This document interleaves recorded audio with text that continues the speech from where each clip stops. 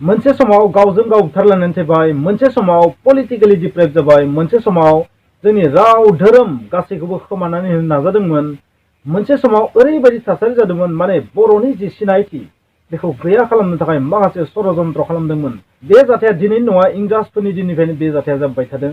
थांनाय 40-30 बोसोरनि गेजेराव बर'नि जारिमिनाव ओरैबायदि माखासे हाथियार लानानै बिग्रायनाय नुनो मोन्दों, हाथियार लायालासिनो बिग्रायनाय नुनो मोन्दों, माने बिग्रायनाय आरो बिग्रायनाय। आथिखालाव नोंथांमोना जोंनि बर' सुबुंफोरनि हेंथायै मा षड़यन्त्र नुदों नोंथांमोना मा सानो? लोगोफोर, नोंथांमोना दिनै मोननैसो बाथ्रा बुंनो नागिरदों, इमसनेल बाथ्रा, बेफोर गासैबो माने हारिनि सेन्टिमेन्टआव बुंनाय बाथ्रा। जोंनि मेगन सिङाव जों मा नुदों आं रावखौबो बेवहाय आसि दिन्थिया, नाथाय जों मा नुदों? मोनसे समाव जोङो नुदोंमोन जोंनि बर' हारिखौ अत्याचार खालामनाय नुनो मोन्दोंमोन। माखासे सुबुङा जिनाहारि जादोंमोन। 5000नि बांसिन सुबुंनि जिउआ जोबदों बिग्रायनायनि मुङाव, बायदिसिना धरना बायदिसिनानि मुङाव, सोरनिबा खैसाराव बेबायदि जिउ जोबनाय नुदोंमोन। नाथाय आथिखालाव नोंथांमोना नुगोन जोंनियावथ' हाथियार लाना बिग्रायनाय संगठनफोरा गैलिया। बबेखानि आरो BLA ना माबा मोनसे जोनोम जाबोदोंमोन, आरो बे BLAनि सुबुंफोराबो हमजाबाय होनना जों खोनानो मोन्दों, निउसाव नुनो मोन्दों। दा सोलोंथायाव गोख्रों जानानै गासैबो बिथिङाव रोंखा राखा जानानै नांनायनिसो सम, हाथियारजों नांनानै जेबो लाब जानाय नंला होननानै आं बुंगोन दा। बेनिखायनो हाथियारखौ गारनानै सोलोंथायाव गोख्रों जानानै नलेजखौ बारायनानै रियेल मोन्थायखौ जों बुजिनानै जुदि दावहा नाङाबा दिनैनि समाव जों खैफोदाव गोलैनो हागौ। स' हाथियारजों जों देरहानो हानायनि कन्डिसनाव गैया, आं बेखौ बुंगोन। बावैसो सिगां डिलिमिटेसन जानानै थांबाय, आरो मोनसे बेनि द्राफ्ट ओंखारदों। बे फाइनालथ' नङा, बे खसरा बा द्राफ्ट। बे द्राफ्टआव जोङो जायखौ सानफेरा नुफेरा, जायखौ जागोन होनना माब्लाबा सानखाया, आंथ' बेखौ बुंगोन कनस्टिटिउसनाबो बेबायदि थिनाखै। स' कनस्टिटिउसननि हेंथायै मोनसे द्राफ्ट जोनोम जादों, आरो बेखौ सोर बानायदों? Election commission of India. बबेखानि इलेक्सन कमिसन अफ इन्डियाया कनस्टिटिउसनखौथ' मिथियो नङा, थारैनो मिथिगौ बिथांमोना, नाथाय कनस्टिटिउसनखौबो मानसियानो बानायो। नोंथांखौ आं मोनसेल' बाथ्रा बुंगोन बर' सुबुंफोरखौ, जाय हारियाव गोरों गोरा सुबुं गैया, जाय हारिया पलिटिकेलि गोग्लैसोनाय, जाय हारिनि गासैबो डिपार्टमेन्टफोराव अफिसार थाया, जाय हारियाव पलिटिकेल गेदेर गेदेर लिडार थाया, बै हारिया बेबायदिनो जायो। गोसोबानो नाख्रेबो। इलेक्सन कमिसनाव थानाय मानसिफोरासो, इलेक्सन कमिसनाव थानाय सुबुंफोराबोथ' नों आं सोरबा मानसियानो। स' बिसोरो एसेबां गोजाननिफ्राय जोंनि आसामाव मा समस्या जादों बेखौथ' माब्लाबा बिथांमोना साना। क'क्राझारावथ' STआनो थादों, 15टा LAC मोन्दों होनना खोनादों जों BTCआव। नाथाय बेनिनो मोनसे बाहागोआ मा ओरैबायदि जाहैबाय, नन ST एरिया, माने 6 सिडिउल नङि एरियाजों दाजाब जानानै मोनसे MP समस्ति बानायदों, आरो बेनि मुङा जाबाय दरं। देट मिन्स जाय अदालगुरिखौ नोंथांमोना खोनाबाय थादोंमोन, बै अदालगुरिया गैलिया। आरो सबसे गोमोथाव बेनो, सबसे दुखुनांथाव गोमोथाव कनस्टिटिउसनेल नङा होननानै बुंगोन आं बेखौ। बे जाहैबाय मा, माने आसामनि गुबुन गुबुन जायगायाव जोबोर गिदिर मोनसे समस्ति बानायनो हागौमोन, नाथाय बेखौ बानायदों जोंनि BTCनि मोननैसो LACखौ लानानै बानायबाय दरं समस्ति। 11टा LAC दं बेवहाय, आरो बे सबनिख्रुइबो गेदेरसिन MP समस्ति आसामनि मादाव। अद्भुत। स' बेबायदि सबसे गेदेरसिनाव माखौ लाफादों? रङियाखौबो लाफादों होनना खोनानो मोन्दों।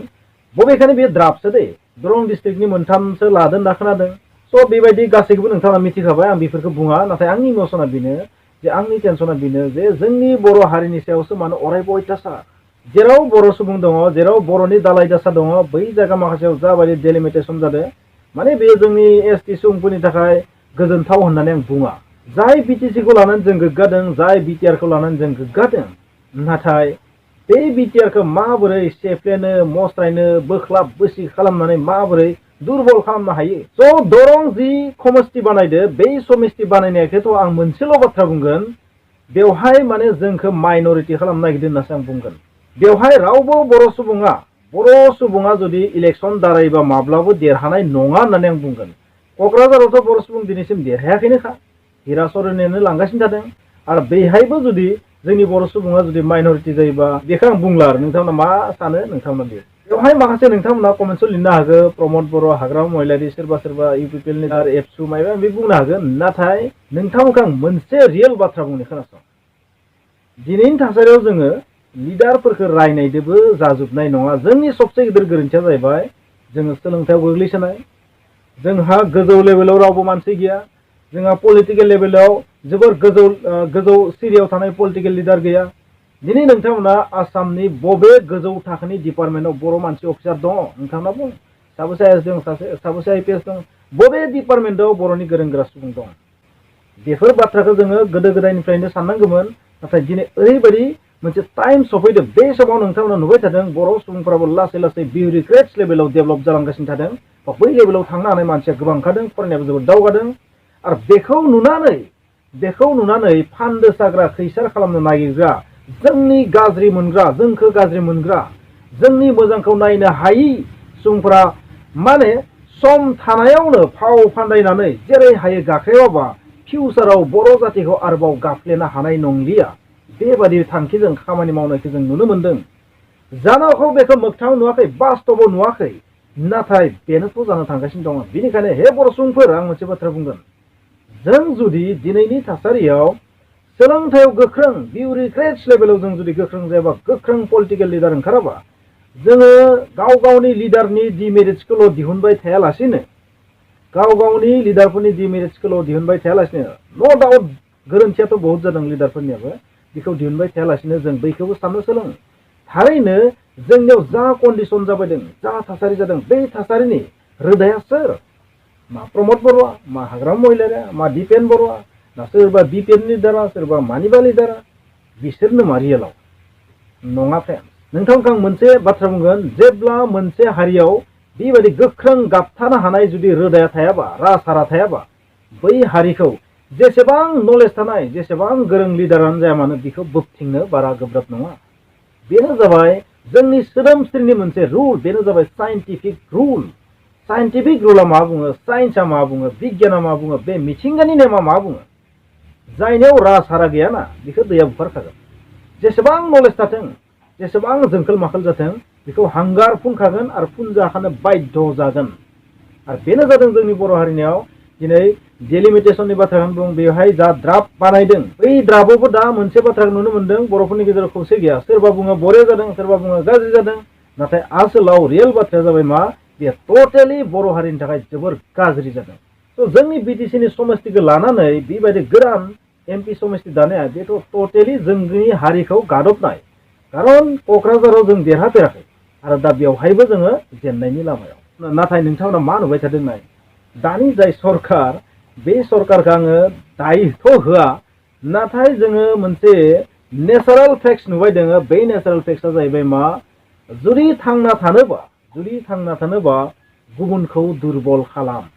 बे पलिसिया सोलिबाय थादों आसामाव दा। सोर थांना थानो थाखाय, सोर गोजौआव गसंनो थाखाय सोरखौ गाख्रेबनांगोन, सोर गाख्रेबदों, सोर गाख्रेबगासिनो दङ, सोर गाख्रेबजागासिनो दङ, बेखौ आं रावखौबो मेनसन खालामा। नोंथांमोना बुजिखायो बेखौ। नोंथांमोना मा नुदों, दिनैसिम मा नुदों? माने बर' मिडियामखौ बुथारनो नागिरदों, बर' मिडियाम बा लकेल लेंगुवेजखौ बुथारनो नागिरदों। आरो बै बुथारनायनि प्रसेसा मा, इंलिश मिडियामखौ थिसनना होनानै। ओरै नङा दे एक्सट्रा इंलिश मिडियाम गायसननानै, ओरैबो नङा। जुदि एक्सट्रा इंलिश मिडियाम स्कुल गायसनबाय डिफारेन्ट बाथ्रामोन, मा थाखानाय मिडियामाव इंलिशखौ सोना होनाय, बेबायदि सिस्टेम बुथारनाय। बबे स्टेटआव बेबायदि नियम दं आइ डोन्ट नो, आं खोनाफेराखै। कुनु स्टेटआव बेबायदि सिस्टेमनि नियम गैफेरा होननानै आं खोनानो मोन्दों आरो हायाबो। बबेखानि ओरैबायदि जायगाफोराव बेबायदि इंलिश मिडियामखौ सोनो हायो, जाय जायगायाव इंलिशआ जोबोर प्रेफारेन्स गोनां, जाय जायगानि मानसिफोरा इंलिशखौ इउज खालामो, बैबायदि जायगानि बाथ्राया जुदा। नाथाय बैखौनो जोंनियाव लाना फैदों। पण्डितफोरा मोनसे बाथ्रा बुङो मा, जोंनि आसामाव स्कुला नांनायनिसो बारा जाना दं। वाह, क्या बात है।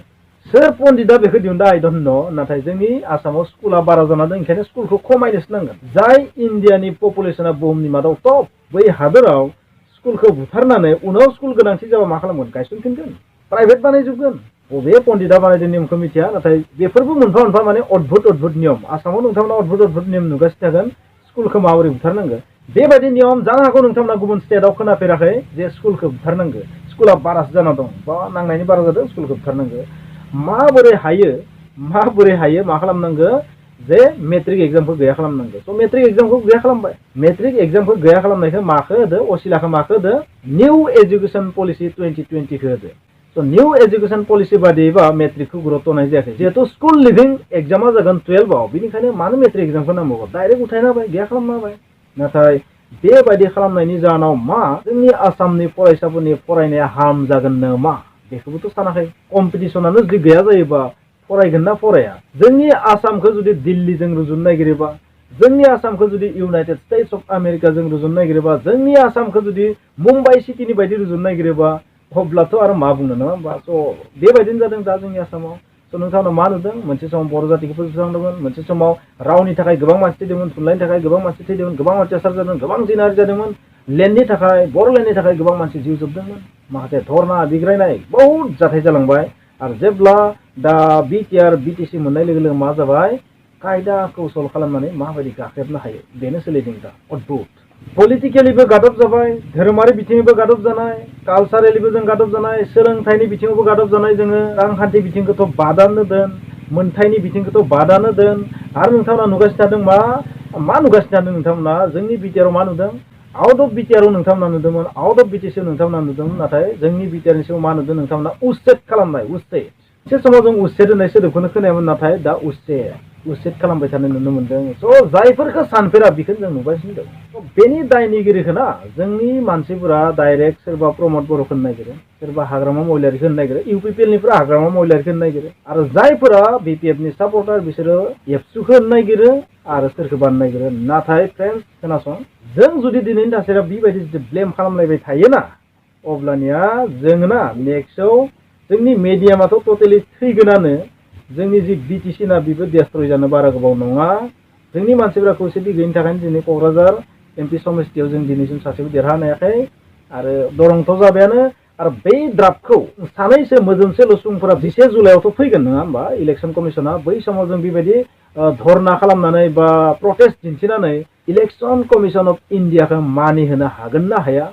बेयाव डाउट दं आं फ्रेन्ड्स नोंथांमोना बेखौ फाइनाल दासान बे जाबाय खस्रासो बेनिखायनो मोनसे सम दं दाबो जोङो डेम'क्रेटिकेलि प्रटेस्ट खालामनानै चान्स दङ जोंहा मोनसे राइट्स दङ मोन्थाय दं कनस्टिटिउसन दं बै कनस्टिटिउसननि असिलाखौ दिन्थिनानै जों दाबो प्रटेस्ट खालामनो हानाय मोन्थाय दङ हिंसा हिंसि नङा बेबायदि जों जुदि बुंनो हायोबा फोरमायनो हायोबा जुदि रिलाइज खालामनो हायोबा कनभिन्सखौ जुदि जों खालामनो हायोबा इलेक्सन कमिसन अफ इन्डियाखौ हादरगिरिखौ प्रधानमन्त्रिखौ अब्लानो थारैनो जोङो बे खस्राखौ चेन्ज खालामनो हागोन होननानै आं सानो स' जोंनि हारिया मा लामाजों थांबाय दं नोंथांमोना कमेन्टआव लिर मा जोंनि बर' भाषाया थांनानै थागोन मा बर' मिडियाम स्कुला थांनानै थागोन मा बर' मिडियामा थांनानै थानाय लाइन दङ जुदि दिनैनि थासारियाव जों प्रटेस्ट खालामाबा मोनसे जोंनि हारिनाव आरो गेदेर डिमेरिट्स दंबाय बे डिमेरिट्सआ जाहैबाय मा जोंनि सुबुंफोराथ' इंलिश मिडियाम फरायनाय बहुत दङ इंलिश मिडियाम फरायनायफोराथ' माब्लाबाबो बर' रावनि जानानै माब्लाबो धरना होनो हाफेराखै स' बेबायदि बिथिङाव साउथ इण्डियानो जागोन नामा जोंनि बर'फोरनियाबो साउथ इण्डियान